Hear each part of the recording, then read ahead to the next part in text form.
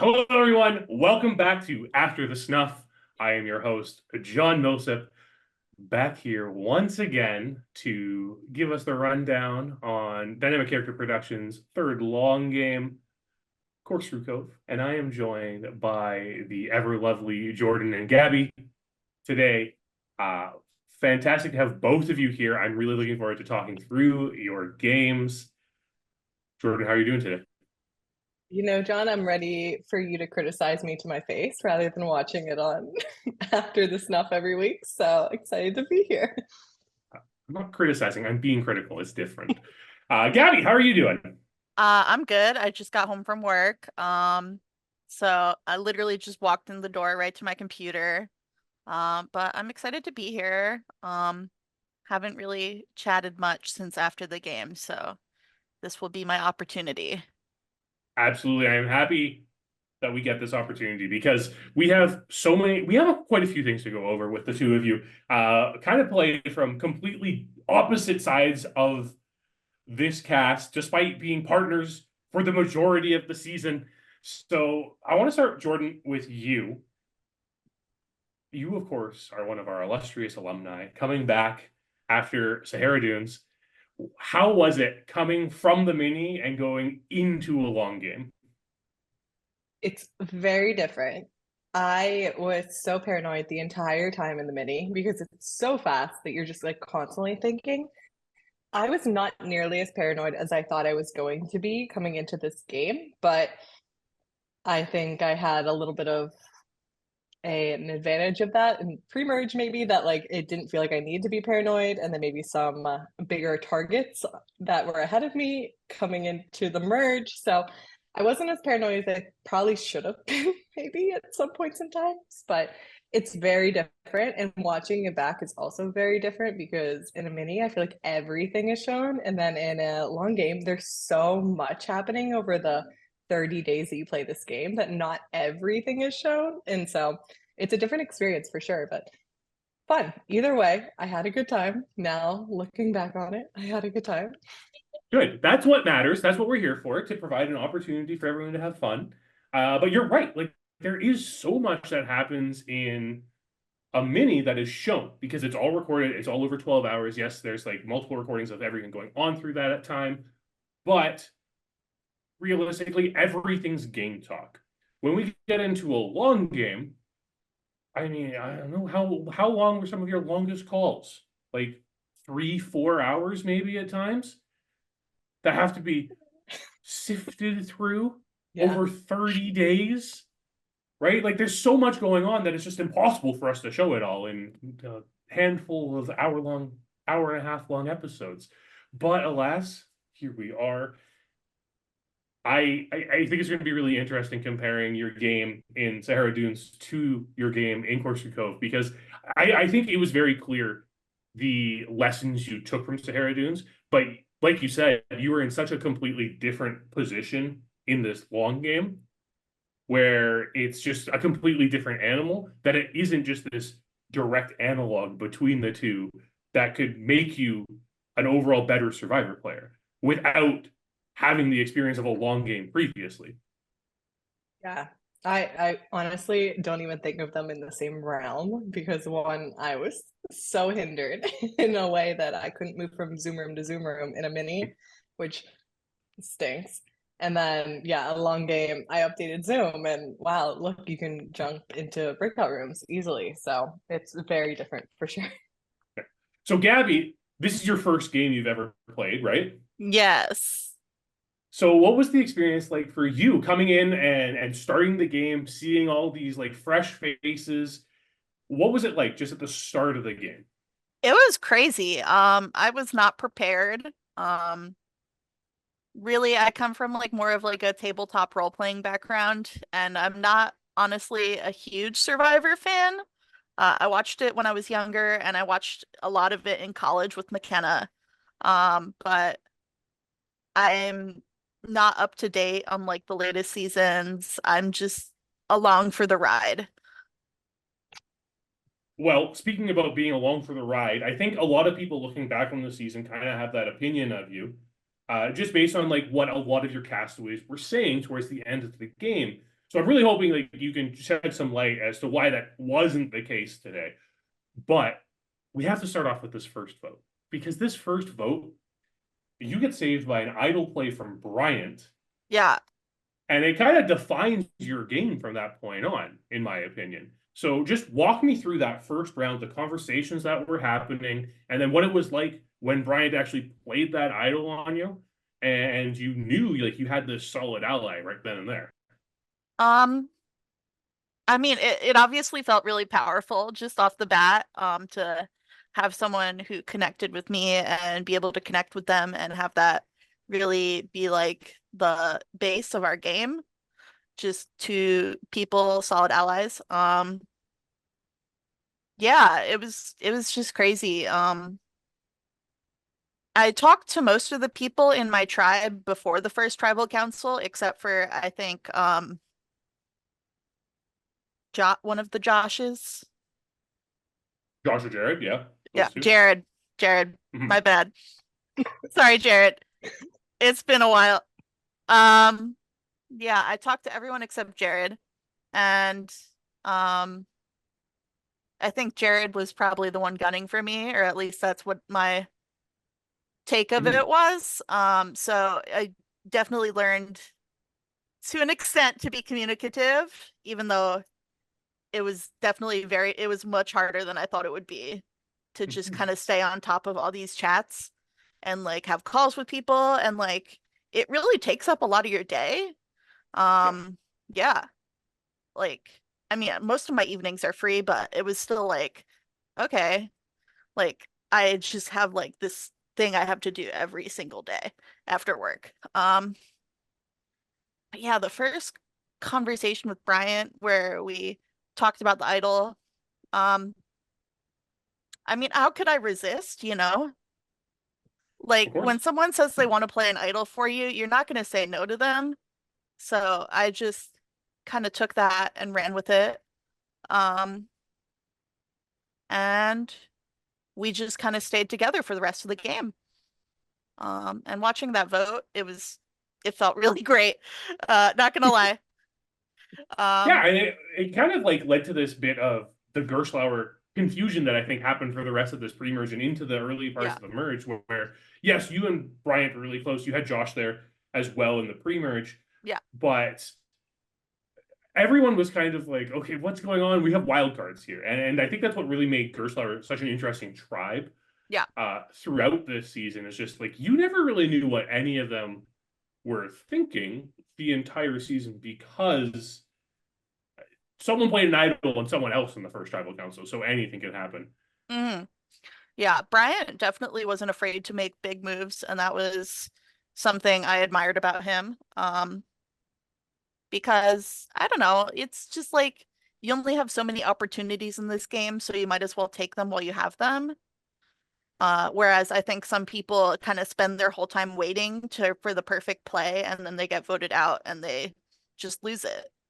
Um, and the advantages that were with like the first partner challenge, those were really powerful. Some people used them well, some people kind of wasted them because they were waiting for that moment. Mhm. Yeah. Yeah, absolutely. I 100% agree. And now that you've mentioned the partner challenge, let's get into it because this is the first time I've had the privilege of speaking to a pair of partners at the same time on Yeah. After the Stuff this season. So, Jordyn, the two of you were partners, and on those early days of the game, you come in and you find out you have a partner. What were your first impressions of the partner twist when it was revealed to you? I was nervous about it. I felt good at Vekoma at that moment in time with like everyone on my tribe that I almost then like it puts into perspective that now everyone has somebody else that you kind of have to worry about in that sense. So I was initially very worried about it. I'm glad Vekoma kind of initially didn't have too many connections over onto that, but Mhm. it was also exciting. Like as somebody who is like, oh, this could be fun, and like getting to know Gabby was fun. We both don't know Survivor super well, so that wasn't great for that first challenge. But I think overall it was an exciting twist. It made me very nervous though, I think, throughout the game, even throughout pre-merge. And I think you kind of see that with me wanting people to kind of sacrifice their partners maybe a little early, but I wasn't willing to sacrifice, I think, Gabby for a while. And I think you see a lot of people do the same things, that they're like, who's willing to give up their partner earlier than other people are willing to give up their partner? And it's a very telling sign too. So yeah, I mean that drove a lot of the conflict on this season, right, Gabby? Yeah, definitely. I mean, me and Jordyn were fairly rock solid. There was a bit of miscommunication there, intentional, but it's okay. I don't hold it against you. she But says yeah, intention. it was, you know, It was. I can't withholding deny it, information. but it's very funny. Yeah. Yeah. No, it's funny. But yeah, the partner challenge was definitely very exciting, like Jordyn said, but also nerve-wracking, not only because like mainly really just because, you know, you have someone, I can't even think. Sorry, I've been working all day. It's all good. Okay. But I think you're right. Like, there's this nerve-wracking bit of where one of the constants we get in Survivor is the fact that you have to deal with your tribe in the beginning of this game. Now, all of a sudden, there's this new variable introduced where it's like, okay, here's someone else who I have the opportunity to talk to. No one else on my tribe has the opportunity to talk to, but there are still 7 other people in the other tribe talking to this person. Mm-hmm. Yeah, so it's like a peek into like the other tribe, which I think was one of the things that frustrated us before the first partner challenge, was not knowing what the other tribe was thinking. And then we had this single in, which was definitely very like, it was a twist for sure. And I thought it was very powerful to be able to have that insight. Maybe for some people more than others, depending on how well you got along with your partner and how willing your partner was to work with you. But I mean, my game was always to like be honest with people. I didn't really see how much I could. I don't like lying. I don't like withholding. But you know, you learn a lot about like how to strategically like disseminate information. Yeah. Yeah, especially in that situation where, I mean, as we saw with the coma early on, Jordyn, there wasn't a lot of information seeming to come from the Garsow side of things. And like, but eventually, like, we got Kolby telling Tawni a lot, and Tawni was kind of disseminating that information a bit. But at that point, you're kind of questioning what of this information is even reliable at this point, right? Yeah. I think Tawni, after the first vote, came to us and said like it was a 4-3 vote or something like that originally, and then all of a sudden came back and goes, no, it was unanimous, and then it was all of a sudden, oh wait, no, it was whatever, and Bryant used an idol. And so hearing that all come from one person, it's like, one, is your partner lying to you, or are you trying to lie and cover up your information? Like, so there's just this like back and forth of that. And I remember during that first one being like, hearing Gabby's name is being like circulated and like sending her a text, just be like, hey, by the way, on my side, I'm hearing your name, but I don't know what's happening over there. Because granted, they're going to tribal. Like, of course, they don't have time to talk to me. Like, what am I going to do for her at that point in time? So it's a weird balance of figuring out how much information is being manipulated by their side or by our side, and they don't want to tell us the truth of what's going on. So yeah, especially in those early days, I think there was more paranoia than, at least from my standpoint, I got very paranoid in the first 2 or 3 days, maybe more so than like day 5 through 7 or something like that. So I don't know. Was part of that lack of paranoia the fact that by the time we get to days 5 through 7, you've kind of established yourself into a dominant alliance within the Vacomas with the formation of the Divas? Definitely. I mean, I think our biggest regret in this game is naming it, because the word diva is going to haunt me until I die. Yes, but it will. Yes. Take a shot every time you hear diva in this anything, you'll be under the table. But yes, absolutely. Like, being around just Katz, Sam, and Erin, like, you feel comfortable. And not even just that, but like feeling comfortable with a Cade, feeling comfortable with a Tawni, like feeling comfortable with a Hath, like feeling comfortable with most people in your tribe is just a good general feeling. So yeah, it takes away that paranoia, and you're starting to build like actual real life outside bonds too. That's like, oh my God, we both like this. Oh my gosh, we're both went to school in this general area or whatever it is, that it just starts to calm some nerves, being like, okay, I'm making connections. People seem to like me. We'll see how it's going on. Yeah, it's very important, but let's dive into the Divas a bit more here because we have this opportunity. With that initial formation, like how did the initial formation of the Divas happen, and what was your role in that? I don't think I had much of a role in it, if I'm being honest. I think, and I don't know if I couldn't pinpoint the king of it, but I knew I liked Sam. I knew I liked Katz. And Katz and Sam were both saying they liked Erin as well. And so Erin and I were the last two to get on a call together. So got on a call. I liked Erin too. Like, that sounds great. I want to work with Katz and Sam. And like, I liked working with Erin. She seems great. So yeah, I'm down. Let's do this. And it just kind of, we were the most active people probably in that first week. Honestly, Hath was very active, but at that time they were being very sneaky, or we felt they were being kind of sneaky and kind of saying the same things to all of us. So in that moment, it was genuine connection that happened between the three of us, that we were just like, we like each other, like we have connections, we have common interests. Like, yeah, I would love to work with you guys more. And if I've said it once, I've said it a million times. You want to play Survivor with people you enjoy spending time with. You don't want to be going 30 days with people that you don't like talking to. If you're talking with people and you're enjoying it, they're probably your ally.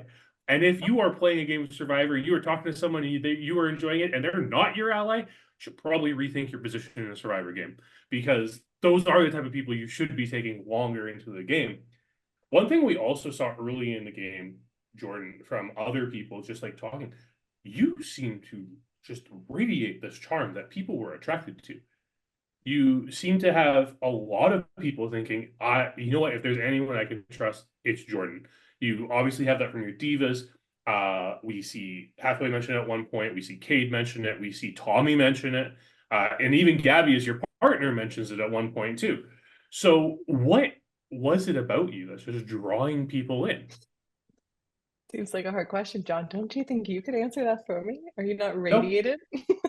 I don't know. I think I'm a genuine person. Like, I tried to play this very genuinely. I also at that point in time had been in kind of a sequestered moment where I've been away from people for 4 weeks. So like, this was human interaction for me, and just excited to get to know new people and speak with people that's outside of my mom and dad. So I just enjoyed getting to know people. And I think I didn't initially even think strategy, because I'm like, oh, we won first one. Why would I talk strategy at all? Right. And maybe that comes to bite me, that I just liked getting to know people. And I'm in sales. I think I'm fairly decent at that. But I mean, I don't think I can answer that. Okay. Maybe it's me. I don't know. Yeah, no, I am. You know what? That's a great answer. It's just you. You're just that type of person. That's all. Gabby, alternatively, like at the beginning of the game, it was a little harder for you to get footing. I mean, obviously, we saw you being the target of that first vote. Why do you think that is? Just like watching back the episodes and in retrospect, why do you think you became the target in that first round? I honestly, that's pretty easy for me to answer.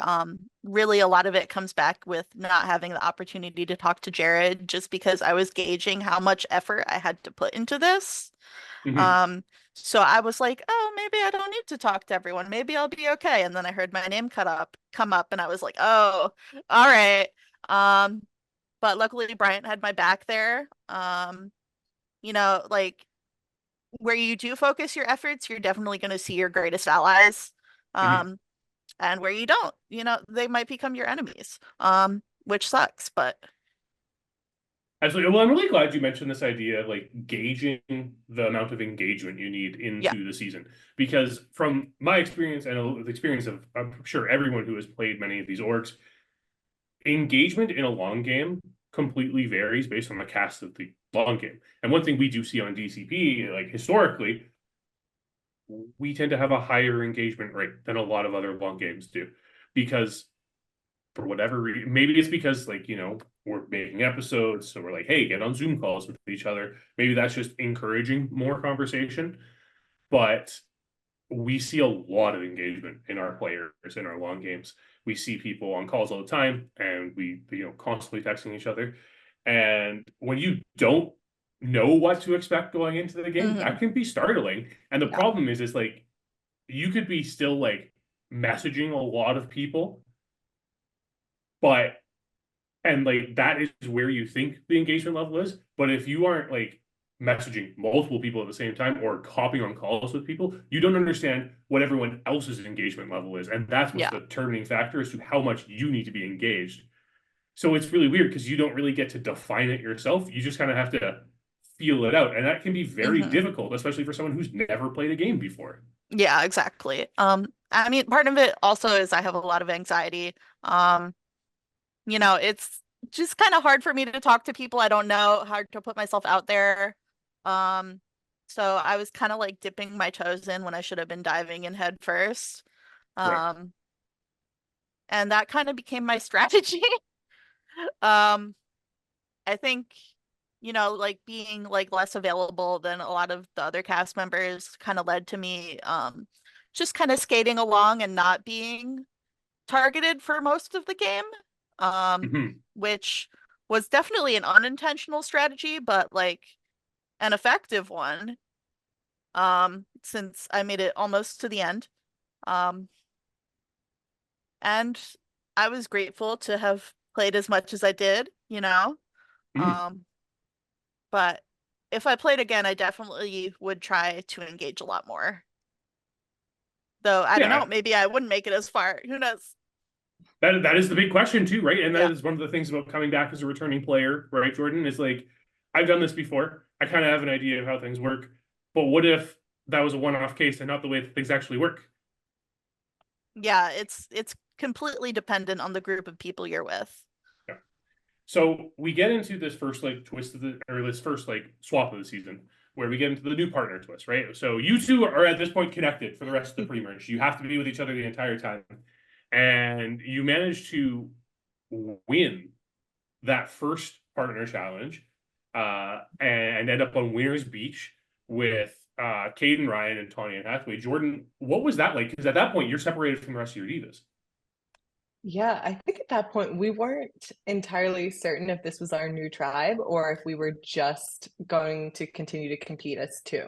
So it was a bit weird where we were kind of testing it out, but also it was a break. Like you kind of had a moment to take a breath. And I think we got to catch up with some people and you got to kind of chat. But if it was continuing as twos, then you really can't strategize too much because you don't know who's going to be on the bottom and you don't know who's going to be on the top. And outside of that, you're just kind of building connections and talking and chatting. But yeah, I mean, we got onto Winner's Beach early and then we didn't do so hot after that. We were not the best of challengers after that. But hey, it was a nice little moment to breathe for sure and get to make connections with a Cade and a half, who at that point in time were not my original alliance, but people that I enjoyed speaking with and got to talk to more. And then I got to meet Ryan and Tawni, and Tawni didn't love me, but that's okay. And Ryan apparently thinks I hate him, so great, to be fair. So it's okay.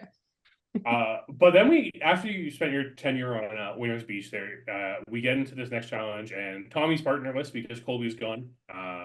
Kolby seemed like a pretty obvious vote there. I must have imagined from Winner's Beach, like you assumed Kolby was the one going home in that situation. Yeah. And then, so Tommy's partnerless, and then decides to partner with you two. Forgot about for this next challenge, and decides, you know what, I can match 5 of their matching things, and I'm pretty sure you guys got 1 matching in that entire challenge. Maybe 2 max. Maybe 2. I think give us 2, okay? So, I mean, I understand Tommy's mentality behind it of, I'm close with Jordyn, or I think I'm close with Jordyn, so I have to do this. What was your response, Gabby, when Tawni elected to select your pair as the one he was going to work with? I was definitely surprised, but this whole game is full of surprises, so you just kind of take it in stride and work with it. And I mean, the whole game, you weren't really communicating with each other except through your answers on the cards. So it's not Mhm. like I had a lot of room to like chat with him about how we were doing. Right. We just kind of went through it as best we could. Well, when you guys do end up going to Losers Beach because you can't match ideas with each other, which is fine. Like, Thanks, Sean. That's a nice way to say that. Only two pairs could win. It's fine. Yeah. But you guys end up going to Losers Beach. You are reunited with a bunch of the divas there, Jordyn. And Gabby, you were voteless. Yeah. So do you want to just walk us through losing your vote and how you had to approach this round because of it? Well, I mean, it sucks. Again, I was still kind of like learning how this whole thing works, and my kind of hmm, my kind of proclivity to like helping other people kind of bit me in the ass. Mhm. But I just whatever happens, happens, you know? Yep. I was like, I'd already made it farther than I'd expected. And I knew I had people I could rely on. And they said that they were going to push me through the vote, and I believed them, and they did. Like, imagine that, you know? Yeah. I mean, Yeah. it's good to have allies. It's Yeah. very good to have allies. Jordyn, this is probably where the divas make their first big move of the game, though. And this is the Josh boot. And it was between Ryan and Josh this entire time. Mhm. What ultimately pushed it to being Josh from your side of things? When I tell you, it was between Ryan and Josh up until 8 p.m. the day of like tribal being at like 9 p.m. I was at dinner with my family being like, I promise I'm not going to do the Survivor thing. Like, we decided who we're voting for. And then all of a sudden a text is coming through. I think we should do Josh. And I agreed. I didn't want to be the one to vote out Kat's partner because I didn't want to look like I was targeting someone's partner. Like, I wanted them Right. to feel very much like they were sacrificing their partner that way rather than like pushing a vote towards somebody that I'm working closely with partner. So when it came from Katz and like we had the initial thought of like, let's do Josh. Like, why not? Like, if we're gonna do something, let's do something. But that was like it was right after the challenge. We were hyped up on adrenaline, and then the next morning we're like, no, like they had said like we're working with closely with Bryant, Gabby, or Bryant, Josh, and Benji. We don't want to make them mad. I didn't want to come into this and bring Gabby into it. Then Sam and I got into a call with Bryant and Gabby and said like we're doing Ryan for sure because at that moment in time we absolutely were, and I wish we would not have had that call because that is the call that ends up biting me in the ass so many times throughout this game. But at that point in time, we were set on it. It wasn't until like an hour before that they're like, we're switching to Josh. Like, we should switch to Josh. And people were in on it. And it made sense to make a bigger move towards an alliance that looked like it was a Benji, Bryant, Josh, and Gabby that was a strong vote. That God forbid it happens that the bottom four is those four, and those four partners are the divas. We're going 4 for 4. Like, it just didn't make sense to keep all four of them in the game when they felt like they were the closest ones that would stick together versus like a Tawni and a Ryan. So we had to take out one of them. My God, I wish I would have taken out Bryant, but I didn't realize about this idol at the time and place. And I liked Bryant. Like, I genuinely liked Bryant. So hindsight's 2020. But Katz was willing to sacrifice his partner. Sam was not sitting up there going, we should vote out Bryant. So I'm not also then going to go, we should switch it to Bryant. I also just met these people, so I don't know who's great or what's going on. So when we said, let's make it a better opportunity for us, Gabby doesn't have a vote. It's keeping my partner safe in that moment in time too, because it was still my best interest to kind of keep her maybe safe, even if I was kind of blindsiding her in the moment. But yeah, it was like one of the few times I actually I didn't lie because in the moment it was the truth, but I did come back on my word for that moment. And I don't love it, but it bit me in the ass either way. So you know what? I got my karma for it. So either of you can respond to this one. After that blindsiding Gabby there in a sense, what was the conversation between the two of you about the situation? I honestly don't even remember. But I remember there was like, I don't remember the conversation we had, but I definitely remember something with Bryant about like how there was like a lack of trust there between all of Mhm. them. And I think that might have been when Bryant told me about Sam's idol. Right. Yeah. Well, I'm glad you brought up Sam's idol because Jordyn and I have so many questions about Sam's idol for you. I know, Oh I've seen boy. the after the snuffs. Good. I'm ready. Because you guys were a little hypocritical about Sam's idol. I'm just saying. Okay, I'm ready for it. Come on, but John. Let's do it. so when did you find out about Sam's idol? I found out about Sam's idol at the same time that at Merge, we all got together. We got on a call, the four divas. We won an immunity idol that, yes, I gave to Katz somehow, stupidly. Don't We worry, we're going to found get to out, that too. yes. And then Sam also said, towards the end of it, I will add, just, oh, by the way, I also now have an idol. So, yeah, I found out about it at Merge, but I was very suspicious the entire time. But I also trusted Sam that he had something, I think he would have told me. And I don't think it would have been used against me. Like, I do not think at that point in time, then, like, that's the giant change in what I think the difference between the extra vote and Sam's idol is. I truly believe Sam's idol would not have been used against me in that moment in time. The extra vote, and I stand by this until I die. It is the one thing I will say. I've made a good move for this. The extra vote would have been used against me or against somebody I don't disagree with that. I definitely don't disagree with that. That was definitely the intention of using that extra vote in that instance, which is also why I criticized Benji for mentioning the extra vote in the first place, because it really did seal his fate in the game. But the interesting thing here is, because you're right, there are scenes in earlier episodes where we do see you, along with some of the other Vacomas, being like, this whole like idol thing makes no sense. If there was this idol played already, that Sam just got nothing out of it, based on the other partner advantages that were out there. Yeah. So my question then really comes down to, when you find out at the merge that Sam has been lying about not having an idol for the entire pre-merge, what did that do to yours and Sam's relationship? Externally, not much, because what will I do about that? Fair. But internally, there was definitely a moment where I'm like, I'm not as close to Sam as I thought I was. I genuinely thought pre-merge, like I was trusting him so much because we were talking about the idol clues together. Like we were talking about all that stuff that I thought for sure if he had something, and I think there's a flat out call with me going, do you have an idol? Like there is at some point, like, do you have something? And he says no. So like to me, it definitely, I battled throughout the entire game. Like once we get to the 3 divas rather than the 4, of who am I closer to? And I don't think either of them are taking me anywhere. Like if I'm being real, because of the not telling me about the idol is one, and hearing about Katz and all his extracurricular affairs in the other side of that. But big targets nonetheless standing out in front of me. So hang out there, boys.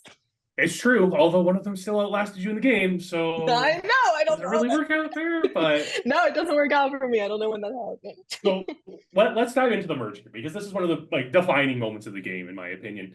Gabby, the Gershflowers are kind of, I mean, for lack of a better phrase, you're a mess at this point. Like, yes, you and Bryant are still working together. You've lost Josh. Ryan feels completely on the outs and like wants to flip and change teams right away. Tawni's doing Tawni things. Yep. I don't know a better way to phrase it. Like, I'm sorry, Tawni. I'm not 100% sure what you were doing on this vote. No, it's absolutely true. Tawni is doing Tawni things. And Benji, of course, is working closely with Erin, who is working closely with the divas at that time. So with the Gershflowers kind of being all over the place, what was your plan? Like, what were you hoping to happen to this merge, and how did everything go wrong?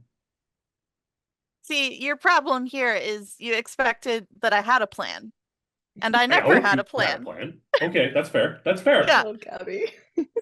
I was just going along with whatever people told me, and I felt pretty comfortable in that, honestly. It took me farther than I expected, and I was really happy with how it was going, even if I didn't come into this game thinking I would win, like, which is different from, I guess, a lot of other people. I just came to help McKenna out because I think someone like dropped out and I wanted to help everyone out and have a good time, you know? Like meet new people, have new experiences, but I wasn't coming in to like actually like kick ass or take names, you know? No, I totally get that. And everyone comes and plays these games for a different reason. But I mean, at the same time, I hope that someone has a plan at some point. So Jordyn, well, let's talk about your idol. Or what should have been your idol. So, okay, walk us through this. What's happening on this call, and how does Katz get the answer before you do? So we are on a call, the four of us. We're like, wow, so excited, we're all together. Ha ha ha, kiki kaka. And the clue comes in as we're on this idol. We all acknowledge that the clue is in the inbox. Like, and I crutch over to get my little notebook and bring it back. And I start solving it right then and there. I think Erin goes, oh, it's in this order, and start solving it right then and there, saying things out loud. And I think if you watch it back, and I hope if you watch it back, I don't know if it's true or not. In my mind, I start slowing down and going, I am saying things out loud on a call with 3 other people. What are you doing? And so as I'm solving it, my counterparts are able to pull up a message and type in something as I go. And then it got to a point where I'm like, I just solved this entire thing out loud. If I don't say the answer, they're going to think I don't trust them. Like, and that's where my mind went to. I don't think that's fully true. Like, I guess I could have been selfish about it and been like, I got the answer, I'm going to put it in. And like, I don't think people would fault me for that. But Katz beats me to it. Because of course he did. And I didn't get it. So, you know what? In the long run, I do think it kind of worked out better maybe for me to not have it. I wasn't immediately target, but to be fair, he's in the game still and I'm not. So who knows? I think if I would have solved it alone, I don't think anyone would have suspected me at that point in the game to have it. I think most people kind of thought I was just kind of the pretty arm candy that was happening, but I don't think anyone expected much of me at that moment in time. But I also am very bad at hiding things. So I think I would have slipped up at some point in time and told somebody. So who knows? Hindsight's 2020, and I can't predict what would have actually happened. But I don't think people would have suspected it from me. I mean, I can't blame you completely. I mean, I've done it too. I've solved an idol clue with someone else on a call, so they've known I've had an idol. I've also told people I've had an idol before. It happens. Like, it's hard dealing with these advantages. And sometimes you also are just the victim of circumstance. When an idol clue comes out, you have to be on it right away. If you're not on it right away, you're giving everyone else an opportunity to solve it before you. You're in a tight alliance. It makes sense. It's one of those things that you make sense the first time you do it. And then from then on, you're like, this is the worst possible thing I can do. Never again. Yeah. And we were all kind of in on solving it. So I was like, oh, we're all doing it. Like everyone was talking out loud. Like, here's what I think is going on. Da, da, da. I think Sam was trying to solve it at the same time I was. Like, it wasn't like I was just like, guys, let me sit down and solve this idol in front of you all. Like, it felt very collaborative. And then towards the end, I started realizing what was happening, that I'm the only one now talking and I should shut up. But I can't shut my mouth sometimes. And I just kept going and I go, 16. And Katz, I think, will try and say like he didn't want to tell us.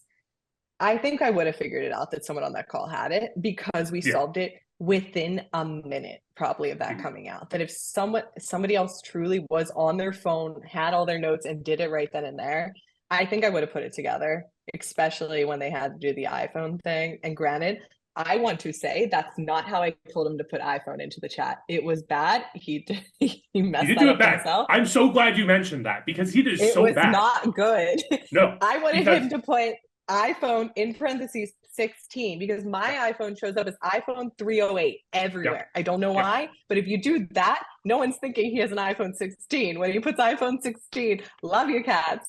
That was on you, not on me. Don't blame me for that. No, you're 100% correct, Jordyn, because that is exactly what happens with Apple devices when they connect to calls as just the device without a name. They have an Apple and then a number designation. So in putting parentheses, it in not parentheses, just iPhone 16. you put it in the parentheses, and then there it is. That would have worked perfectly. It would have been flawless. But alas, I got to talk about that with Katz later. So love ya. Hate you. But now we get into like the crux of this merge vote. And there is a lot of talk, and obviously like afterwards, about this vote out Benji. You and the rest of the divas kind of like completely cut off Erin at this point.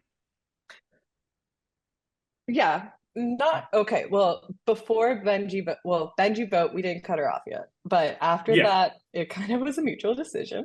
The Benji vote, I was definitely an enabler in. Katz came to me with information that I didn't have the information on. I don't like that. Also, Benji, to be fair, like, and everyone goes, oh, why didn't you go after Erin instead? Like, you named all these things about why she's a bigger threat. I think Benji could have done the same things. If I'm being completely honest, I think Benji would have been a star player for the Gerstlauers either way. I think you put either of them in that situation, Gerstlauers go, magnet. There's someone here who's on the outs and there's an opportunity, but he has an extra vote. I don't like that either. So, and everyone is telling me, I love Benji. I was on calls with Bryant going, he's like, oh, I love Benji. I was on a call with Katz going, I love Benji. Sam, I love Benji. Erin, we get on a call and she goes, we're not voting out Benji. And we're like, so to me, I've never met Benji, but everyone loves this guy. And now I get the chance to meet him, but I'm on the bottom of meeting Benji and everyone loves Benji. Granted, I love him too. He was great, but I sat on that call going, you can't love this man. You can't love this man because there's no way I'm going far with him. And so like everyone loved him already. He had the pick of the choice and he tried to sit there and go, I'm a cute little guy. Like, don't vote me out. I have no one to go to. And I'm on the other side going, everyone I've spoken to about you loves you. I'm stupid to keep you here. Like, so when Erin was not willing to vote him out, that was a red flag. I also had only voted with Erin one time. We were the last to kind of chat. To me, we were not super connected because we didn't talk outside the Divas chat either. Like, we just didn't talk. And like, I was talking with Sam and Katz all the time. So to me, it was like, I don't think I'm number one on her priority list. I don't think she's speaking about me the way she's speaking about Benji in confessionals. And I don't like that either. So when Katz came in with information, I go, oh, we should run with that. Because one, Katz is coming to me with information. So when I don't know where I'm standing in a 4-person alliance, he's coming to me with it. I love that. Let's do something with it. And an extra vote that I was told not to be told about. Like, Katz went there and said, should I tell her about it? She said no. Like, okay. So one, that only tells me it's going to be used against me sometime. Get it out of here. Like, so yeah, I was like, get Benji gone. Everyone loves him. He has an extra vote. I don't care if it hurts Erin that much. Like, yes, I like Erin as a person. Okay, like, she's clearly not prioritizing me in this. And I right now seem to have a better grasp with the Katz and a Sam. I'm going to stay with that. Like, I didn't disbelieve that she couldn't turn something around. I just also thought, I'm not the one she's coming after for this vote. It's Katz with an idol. It's Sam with an idol. And they're big threats that Katz is the one that did her wrong. And technically, I thought Cade was the one that did her wrong. So I thought she'd go after Cade too. So I'm like, I'm just hiding in the background. Let these two go to war. And I wasn't close with her anyway. So I don't know. I think if anyone, it made sense for the Benji vote. I think it made sense for me. But I honestly cannot disagree with you. I can't disagree with you after the way you've laid that out. And I think the reason why there's the big questions about, like, was this the right move, is actually because of the fallout of it, rather than the actual move itself. I think there's a lot of logical sense in going after Benji, to go after this extra vote, get this extra vote out of there, especially when, like, you know, things are shifting in the game. You hadn't actually had a tribal council with this group yet. You didn't know the Gerstlauers were a complete and utter disaster. You didn't know that they weren't, like, able to work together at all. But so, like, you were just going on what, like, logically made sense there. And then I can absolutely appreciate that. Yeah. But I think, like, what makes this a bad move is the following round where, you know, it becomes, however the information got there. I mean, obviously in the episode, we see Hathaway say, no, Erin, this was an attack on you, not on Benji. Yeah.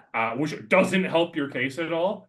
No. But there was also just this massive tension between Erin and the rest of you that it didn't seem either side was even entertaining the idea of remedying. So, and this is kind of what upset me about Erin's after the Snuff. We were never really, yes, it wasn't great. But by the end of our call, I felt like I had taken accountability. I fully said to her, I fully understand we should have come to you first, but you have to understand where we're coming from, where we got information that you said not to tell us. Like, it's a back and forth. We're both playing a game, and she thinks we came at her for playing a game. Technically, by voting on Benji, we were also playing a game. Like, it wasn't a personal attack. It was a game. So I get that. And I think after mine and Sam's calls, it was decent enough that I didn't expect her to come back to us. I also wouldn't have come back to people that did that. Like, I don't blame you for that move. I think the Katz call took it to another level. And I wish Katz maybe had been on the call with us, because I think I maybe could have helped that. But Erin and I still, and I looked through messages to make sure I was like not gaslighting myself on this. We spoke every day still. It wasn't game related. It was friendly. Congratulations on winning immunity. Congratulations on this. And there was a point in time that, like, if anyone was going to reconvene from that, I think it would have been me and Erin, because I think she would have seen logically that we only voted together the one time. We were not the closest in that. I was like kind of left out of the her Benji and Katz thing that she was trying. They were trying to do together, and there was a point in time, I think it was after Sam, so maybe it was a little too late in hindsight. I like kind of tapped on the window to be like, hey, there's some people sneaking by in this game. And then I got a text from Cade saying, don't tell Erin anything. She's telling me everything you're saying. So I don't think it was fully as closed off as she made it seem between me and her. Now, I get she's going to group together 3 people as a whole. I don't think it was any chance of a Katz and Erin thing going on.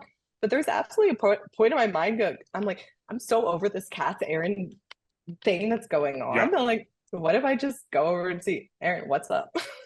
Hey, how's it going? You want to chat? But I mean, it wasn't ideal. It wasn't great. But I don't think it was like, at least speaking from me and her, and that's all I can speak about. Like, I can't speak about Sam and Katz.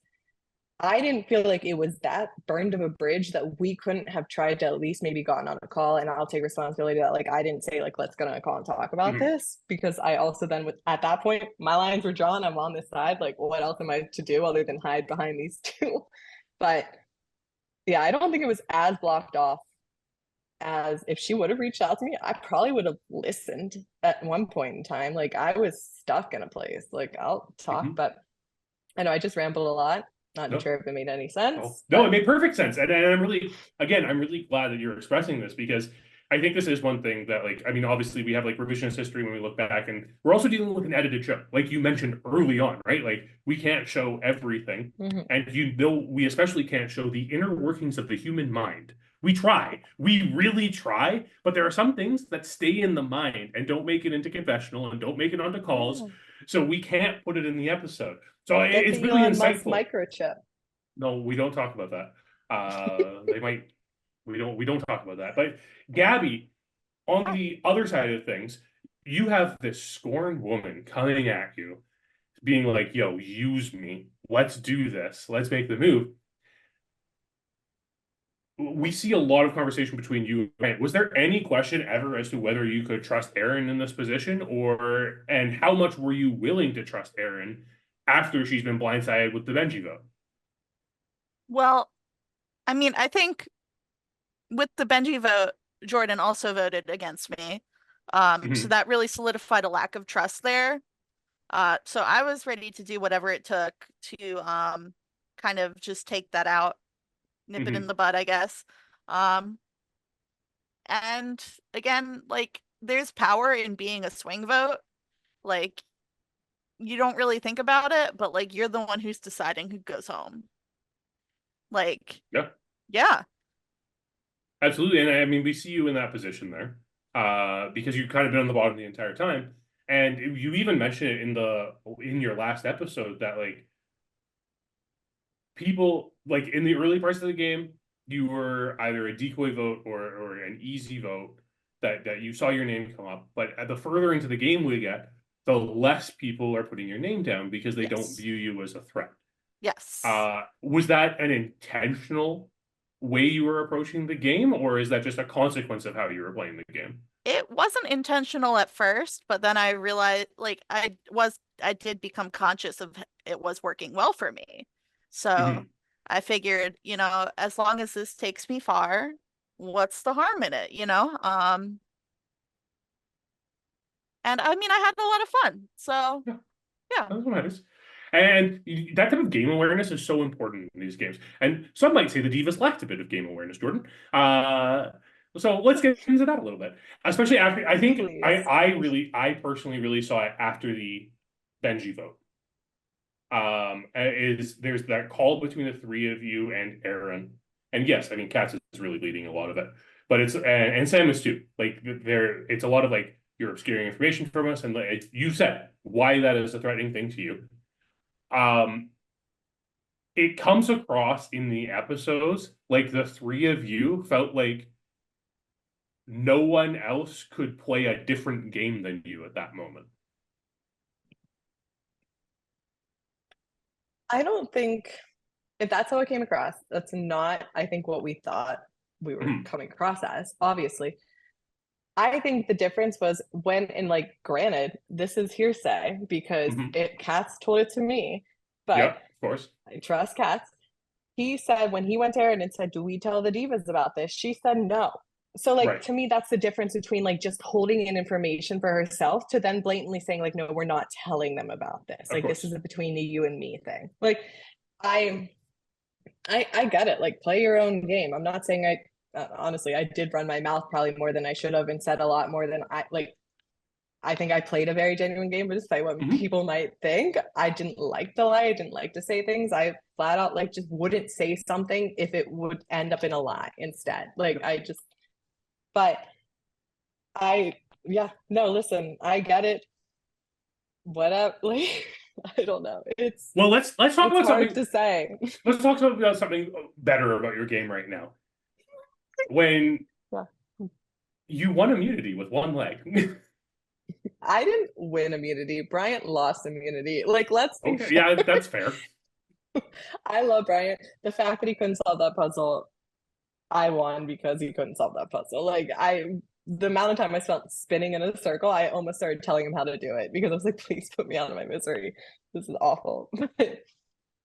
Yeah. So yeah, but it's still impressive. You still had to spin with that, and you were able to still spin with one leg quickly enough that you could solve the puzzle, despite the fact that Bryant had so much more time on the puzzle. So that is still impressive, and you shouldn't just be downplaying the fact that you won that still. Yeah, I mean, it got me voted out. So did it though? Is that what got you voted out? We can talk about that legs. Soon. Yeah, okay. You get the Sam blind. You get the Sam vote. Sam goes home. At that point, what are you thinking? You've seen Sam go home. Katz has played his idol. Both idols are out of the game now, and you are clearly on the bottom. Yeah, it was almost weirdly a relief. If like I'm being honest, it was kind of. I love Sam. I was so sad to see Sam go. I was so sad for him to no longer be like someone I can talk to. And also, the last thing I said to him was like, "I don't think you need to play your idol." So it absolutely was me also being just as delusional as he was to not play it. Like, we fully still thought Cade was on our side at that point. Like, we could not understand the tie to save our life. Like, it didn't make sense in any way, shape, or form to us. It was a great move. Like, Cade played it phenomenally. But yeah, when Sam left and both immunity items were out, it almost felt like, what are we gonna do? Like, what's so scary about us now? Like, it's just us two, like, hanging out together, kikiing in the corner. Like, okay. And to me, Katz was still a bigger threat. But I'm like, if they're gonna take someone else out next, it probably is Katz. Like, I'm not really done anything to anyone. I mean, Brian and Gabby, absolutely, I understand like the hostility with it, but I'm like, you're good. It wasn't hostile. Do the same thing. Like, I'm just like, Katz seemed like the bigger threat to me. That it weirdly felt like a breath of like, okay, maybe we won't be as targeted as part of that moment, or I can start to like rely on some of maybe these other relationships that I had and start building away, because Sam and I were painted as like this duo together too, that I was never fully understood that, because I love Sam. I talked to them a lot. I wouldn't have ever probably chosen between Katz or Sam as to who I was closer with. It just seemed like it was a pretty even split. And I know it's semantics. Neither of them ever said final three to me or talked about going to the end with me. So I think that's also my own delusions to be like, these people were going to cut me anyway. So, but. And you know what? That's fair. I know I personally don't like using the phrase final three. I don't like using that because I can't promise that.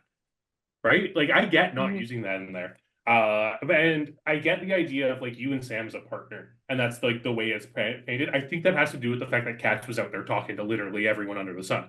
And I think that just has to do with Katz like spending so much time talking to the Gerstlauers. I don't blame you for not understanding how those rocks went, because it was literally serendipitous the way it felt. Crazy. With Tawni going there, the only person who could legitimately confirm what happened, gone, there was no way you were going to understand anything that happened there.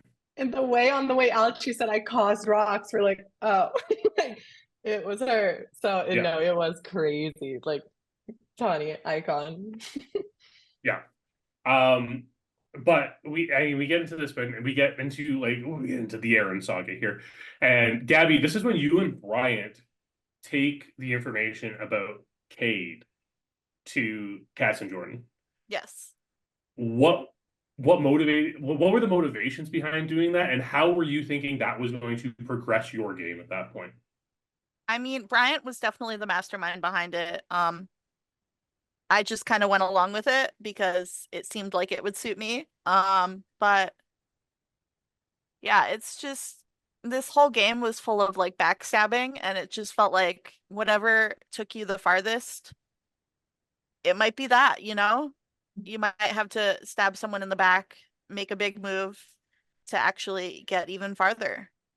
I mean, I agree. I think it did put you into a very good position here. I think it put the pair of you into a good position where now you two are kind of those floaters, right? Yeah. Where obviously Cade is part of another perceived tight duo with Ryan. And you also have Erin there, so that's a 3. Yeah. You two going over to talk to rope in Jordyn and Katz, that's a 4. That kind of leaves Hathaway in the middle, but they seem to also be very reclusive to the idea of, hey, let's just, let's make the big move and burn all the bridges, as they said in the latest episode.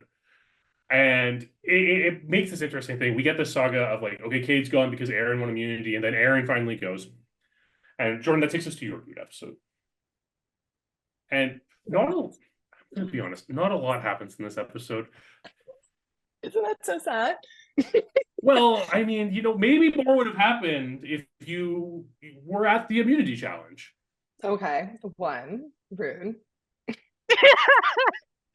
I'm sorry, John, that I was not able to do anything for 6 weeks, and I bought this ticket before I went, and they took my phone. I could not even get to it if I wanted to, and I was like, I should go. Also, Ryan has recently told me that he could have done 10 p.m., which means I would have been able to do it. He just didn't tell production that he could have after his plans changed. He knew it was me that wasn't competing. So, well, Ryan, that's just kudos to Ryan. Ryan, that is maybe some of the best gameplay I have heard all season. Like, that is phenomenal gameplay.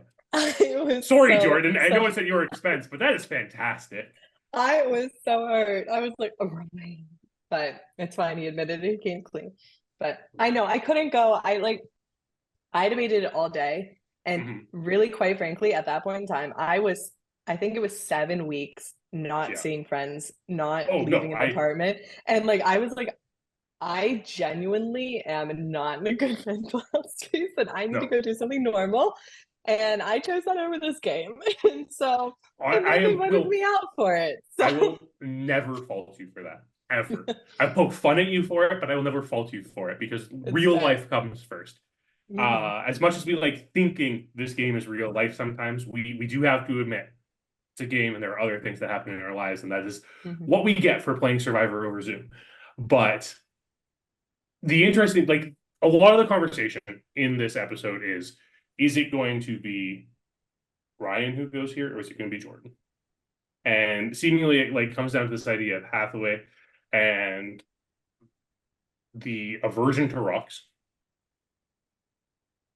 Gabby, you and Bryant seem pretty set in stone going for Jordyn here, though, right? Like you seem pretty okay with keeping Ryan. Um, Ryan was more of an afterthought, honestly. Okay. Jordyn seemed like more of a big player. She'd really had a solid alliance most of the game. And we just wanted to take all of that out. Hathaway also really just wanted to make a big move. He wanted to make an impact on the game. So he kind of pushed for that also. Um, yeah, Hathaway, he really wanted to be a big player, but he kind of took the same position as us as moving in between. Mm-hmm. And he really touted honesty while being extremely dishonest. But I don't fault it. Yeah. Yeah. No, I completely agree with that. I think that's the one of the most interesting things about the way the end of this season has played out is yes, we have voting blocks, but our voting blocks are like, here's one person here, here's one person here, here's two Yeah. people here. Are they coming together? How are they coming together? And everyone was kind of playing in this position where at this point where it's like, we're the bottom, which then makes it so no one's the bottom. Yeah. And it just got into the interesting position where it was just going to depend how the votes landed. And I don't know exactly when the decision was that everyone was going on Jordyn, but I have to imagine it was pretty close to that vote. I honestly don't even remember. I do want to circle back to this immunity challenge because this Yeah. immunity challenge has some interesting things that happen in it and some things I really want to get mad about. Sorry, everyone. I'm apologizing to you now, cast of Corkscrew Cove. Why on earth would you ever share answers in an immunity challenge, Gabby? I mean, everyone was doing it, and you know what? It worked out for me. I won, you know? Like, True. yeah. That is true. It did work out for you. But And like I think it was honestly just so frustrating that we were like, okay, one of us has to get it eventually. We might as well compare and contrast, you know? Um, whoever gets it first, good on them. But it was really just a collaborative effort because it was so crazy. do you remember how long this challenge took? I don't, but it had to have been at least a half hour. Yeah, it's one of those things that you could definitely get frustrated at, especially Yeah. after because if it wasn't clear in the episode, I think it was, but just in case viewers weren't 100% clear, what they're doing is there are different like small math like arithmetic equations based on like images and videos where they have to count things that are happening and then present these numbers. They would go into the main room, present these numbers to Ian and Lilly, and they would tell them that they're right or wrong. But if they have as we saw Ian comments at one point, Ryan's the only person who has come here with the right answer for everything, but he's never had all of the right answers. At once, So yeah. if you didn't have all of the right answers and you don't know which ones you're getting wrong, you're second guessing literally everything the entire time. And some of these things, they just blend together. The roller coaster video, the roller coaster hard. was crazy. I hated that, but I mean, it was really great. It was crazy. Yeah, it was one of those things where it's like, okay, but when does it end? Like, Yeah. when's the start and the big or end of this video, so that I'm not recounting roller coasters again. Yeah, And we and saw my internet wasn't that great. It was like skipping a little bit for me, which made it all the more difficult. Yeah, because some of the clips of the roller coaster were like a second long. Yeah. If you're skipping, that's a whole roller coaster you missed. Yeah, McKenna was not kind to you with No. the cuts for those roller coasters. I'll put it out there. No. And then there was also like the whack-a-mole with the subtracting the right hand hits from the left hand hits. Yeah. There was the multiplication and addition with the candies, except one of the candies was under another candy, so it was really hard to see that candy. The pins were just hard because it was just it was such a big area and the camera couldn't fit all of it, which was the point, obviously. But yeah, The it's things were just hard. I think you had to it was kind of hard like, to remember what you counted. yeah, you kind of had to like Yeah. systematically like you had to like watch the video to divide it into rows to make sure you Yeah. were always counting in rows. And then there was the shell game, which I think was ultimately the easiest of them. Mm. Or at least it was for me as a viewer watching the episode back. I wonder if I still have my notebook. And then, It's crazy. slide puzzle. Jordyn, after seeing this Wouldn't challenge, know. how would you have done at it? I've been asked that question so many times. No. I Fair. think I would have a chance. I don't think I'd count myself out of anything, but I'm also not great at slide puzzles. And seeing the like speed that Gabby solved that slide puzzle at, Dude, I don't think know could what I beat was that. on. So, It just yeah. felt so easy. I don't know. It just all clicked in my brain and I just did it. no, it was crazy. And I'm not it helps normally me- good at slide puzzles. Yeah. It helps me sleep at night to think like I absolutely wouldn't have, and it doesn't matter that you went and enjoyed life instead, and they still decided to vote you out when you got your other leg back. But I'm sorry.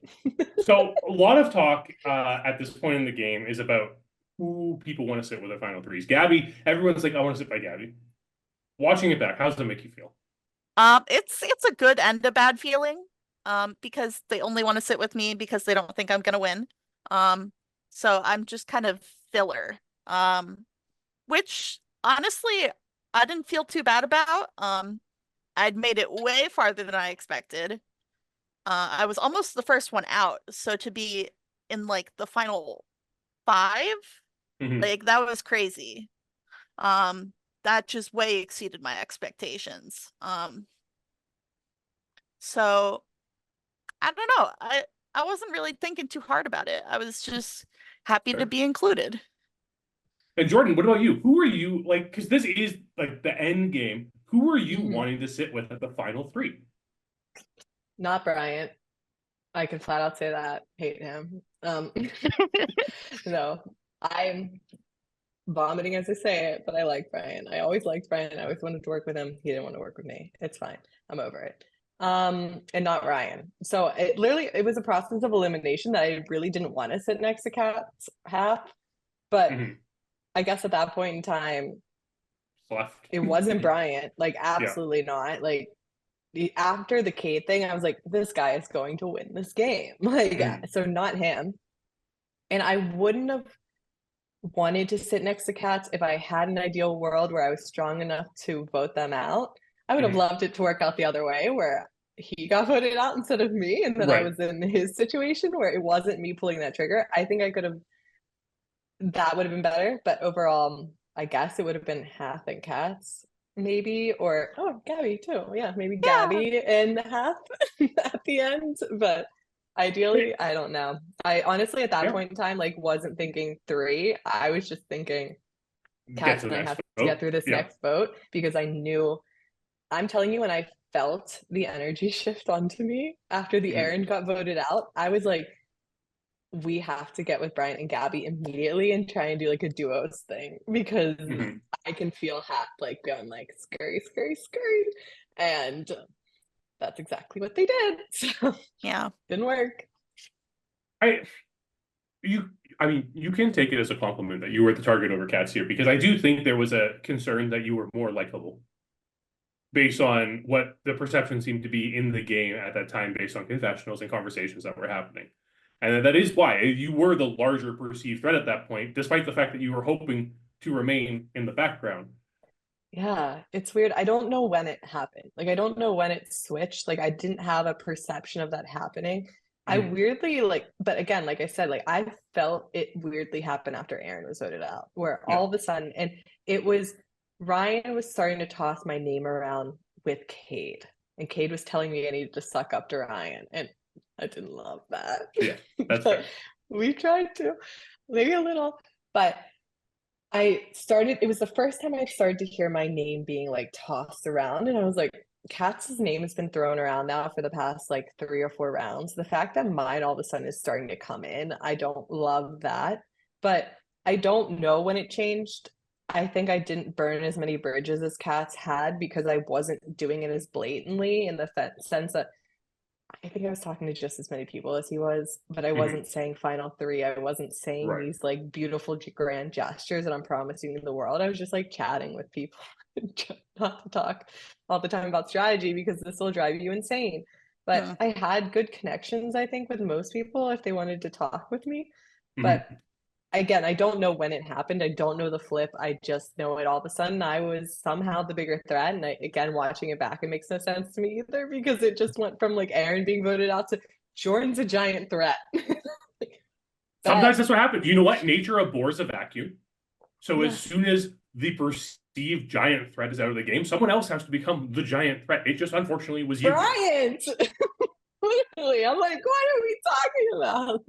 Well, it's okay. We gotta talk about that quickly here. After you are voted out, unfortunately. But the only other thing that really comes out of your episode, Ryan makes up this lie about having an immunity idol. Did either of you hear this in game? No. No, that man is crazy. Did you see the docs? Like, I did. Listen, don't trust a word that man says in that game. I was like, oh my gosh, I don't know where that came from. So ultimately, Jordyn, you are voted out 4-2. And we get into Gabby's ouster here. Yeah, that was a fun one. Yeah. So the episode starts off with Katz like being like, I'm kind of relieved Jordyn's gone, and I didn't have to get any blood on my hands. Understood. Yeah, totally understandable with how close you were. And he also gives the endearing moment of, I just miss Jordyn, though. Well, can we say I expected an Erin breakdown from him, and I didn't get that. So you know what? That's fair. That is totally reasonable. He should have been in tears on the floor, crying and yelling at someone. This is where Hath takes that moment to kind of like reflect on the fact that they have knowingly been burning bridges. So we'll see how that plays out for them. Katz is really adamant at this point that the entire point of them not saying they were voting Jordyn was to make him look stupid in front of the jury. Now, Gabby, was there any consideration of how that vote was going to make Katz look?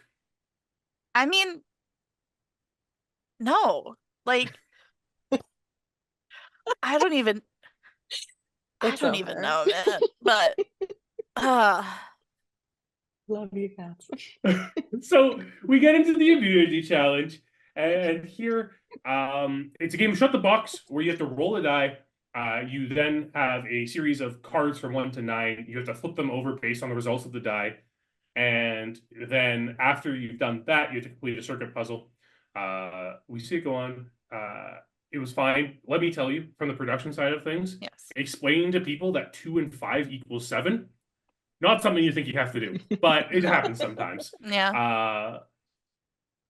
But eventually, Ryan apparently is really good at circuit puzzles and just like beasts out this puzzle, wins immunity here, which is a little awkward because everyone's kind of been talking about Ryan as the person to vote out. But this leaves this conversation of like, okay, Bryant's the threat that needs to go. Bryant is clearly in the best position right now. We have to get rid of Bryant. Gabby, you're not writing down Bryant's name. You two are like tightest duo there possible. Yeah.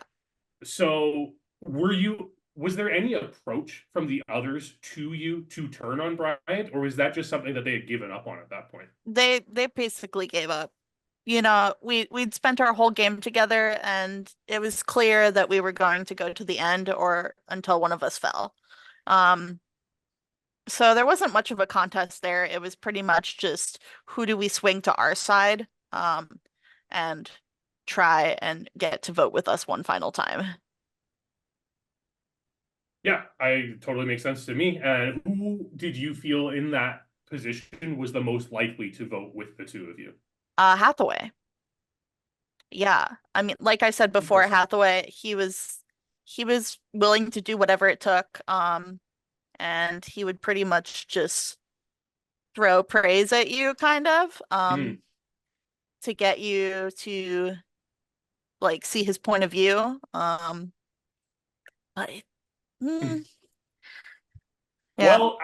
Hathaway ends up being one of the votes for Bryant, though, as Hathaway and Ryan both end up voting for Bryant here.